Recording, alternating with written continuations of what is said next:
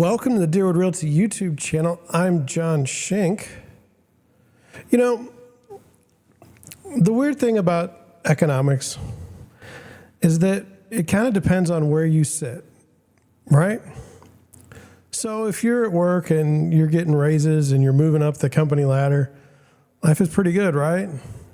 And then if you're not, say your business is going south, say you've lost your job in a competitive industry and have not been able to get another one, well, you probably think the economy is terrible, right? That's just kind of how we are as human nature. And so I'm in this situation where my business has fallen off dramatically since last year. And I know that the Fed and everyone else wants that to happen because housing is such a large part of the economy. Now, there has been strength in new home sales, but it's relative strength.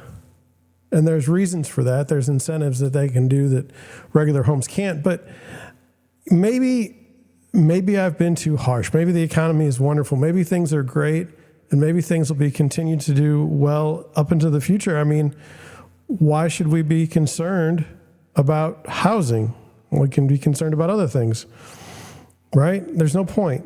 So to try to keep myself sharp, I saw an article today, and I wanted to share it with you. I thought it was kind of fascinating. Here it is. It's off of CNBC, and it's from the bottom line. Let's go over just the headline. As the market enters correction territory, don't blame the American consumer. So the question one asks is consumer spending, okay, the bellwether for the economy? Does that make everything go? I remember during the Iraq War, the second one, Bush just said, go spend, pretend that the war's not even happening. That was something. But let's go through this and just, maybe I'm wrong. Maybe things are great, and I just don't realize it because housing is down. It says the initial third quarter report on the gross domestic product showed consumer spending zooming higher by 4% a year after inflation, the best in almost 2 years. September's retail sales report showed spending climbing almost twice as fast as the average for last year. And yet bears like hedge fund trader Bill Ackman argue that a recession is coming as soon as this quarter, and the market has entered correction territory. So I think that there's so many data points that you can show that say things are good or things are bad that people, once there's consensus of things being awful, I guess look out at that point, right? Or will things never be awful depending on your political beliefs or depending on, just depending on your political beliefs. It says, for an economy that rises or falls on the state of the consumer, third quarter earnings data supports a view of spending that remains mostly good, right? So that's that. The statement by the author is that the state of the consumer and their spending is the most important part of the economy, most important way to look at how things are going. It says people are kind of scratching their heads and saying the consumer is holding up far better than expected, said CFR research strategist Sam Stovall. Consumers are employed. They continue to buy goods as well as pursue experiences, and they don't seem to worry about debt levels. Their own debt levels? And that's the other thing that I've been kind of wrestling with myself is, look, are people just going to spend until they can't spend anymore? Has it gotten to that point? How is this possible with interest rates on everything from credit cards to cars and homes soaring? How is this possible? Like, what is going on? It says it's the anecdotes from bellwether companies across key industries that tell the real story. So there's a real story, and we just don't know it. Delta Airlines and United Airlines sharing how their most expensive seats are selling fastest.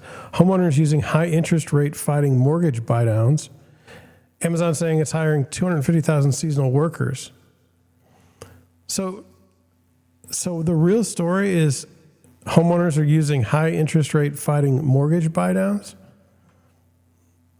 To me, they almost have to use buy downs because they can't afford a home any other way. That's not a good thing to me.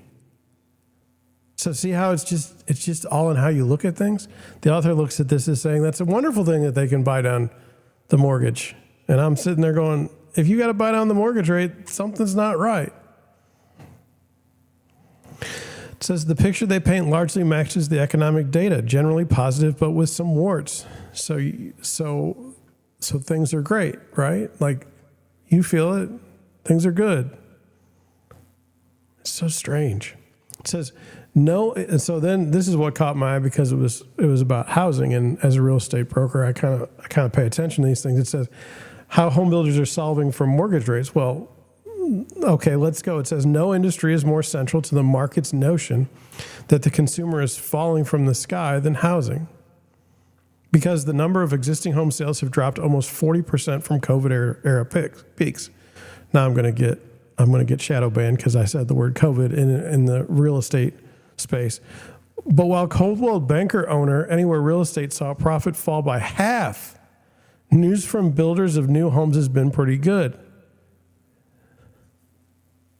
It's like the residential market is cratering, but new home builders are doing okay, and therefore it's great.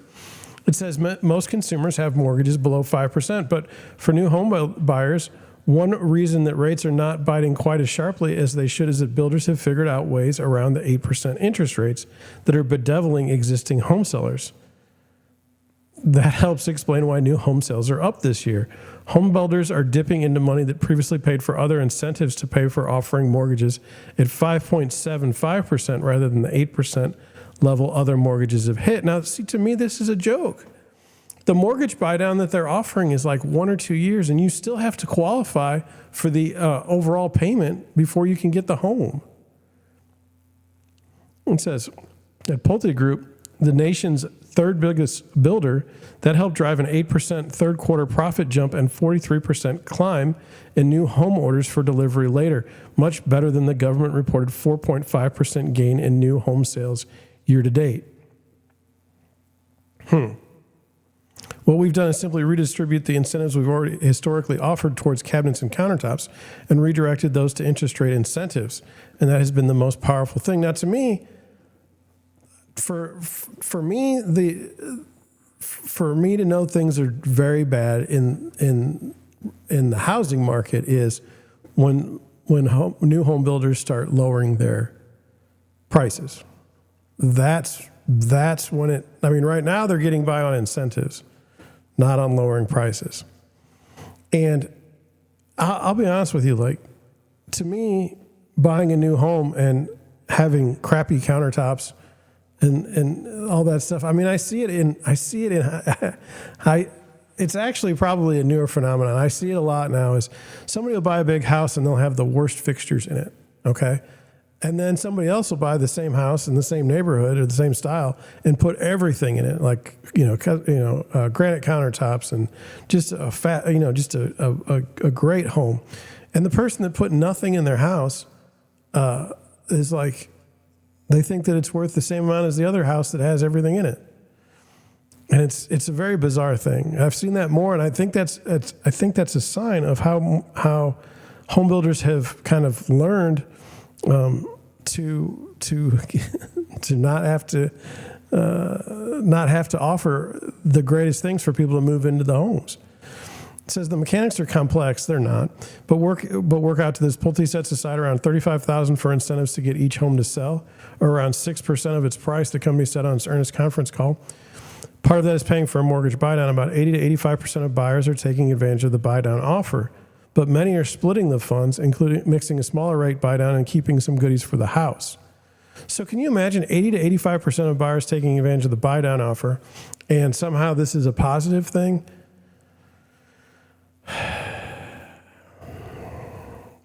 Wells Fargo economist Jackie Benson said in a report that builders may struggle to keep this strategy going if mortgage rates still stay near 8%, but new home prices have dropped 12% in the last year. See, they haven't dropped that much where I'm at.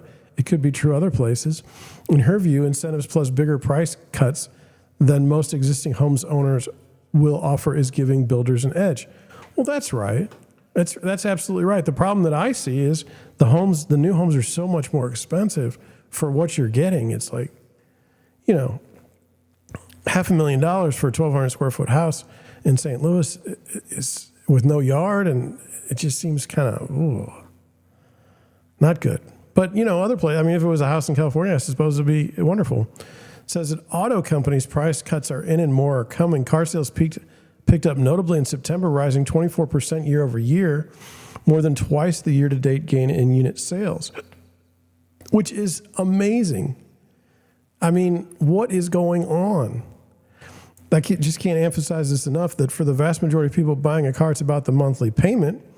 Tesla CEO Elon Musk said on its earnings call, and as interest rates rise, the proportion of that monthly payment that is interest increases. Okay, so Musk is saying monthly payments are key, and this is bad. And then the counter to that is General Motors. It says even if investors' reaction to good numbers at GM was muted because of the strike by the Auto Workers Union. See, to me, okay, the strike is all about cost of living increases. It's so expensive to live that they actually went on strike. Now, you may not see it that way, but I don't think a strike is a positive thing, especially when they gave in, 25% price or wage increase over 3 years?